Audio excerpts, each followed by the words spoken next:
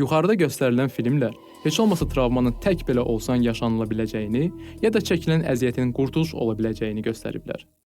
Amma taksi sürücüsündə bu yoxdur. Adam öz şeytanları ilə tək başına buraxılıb və heç cürə onlara qalib gələ bilmir. Bir növ çıxış yolu yoxdur.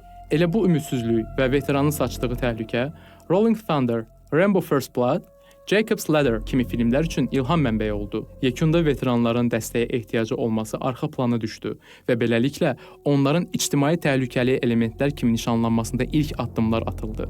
Reallıq daha pisdir.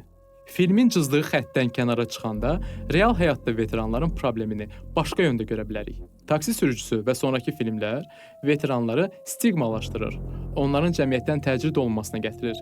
Beləliklə uyğunlaşmaqda əziyyət çəkən veteranlar marjinallaşır. Amma bu sadalananlara populyar mədəniyyətin təsiri demək olar. Bəs reallıqda veteranlardan gələn təhlükə ilə bağlı vəziyyət nə yerdədir? Rəsmi statistika üzücü rəqəmlər verir.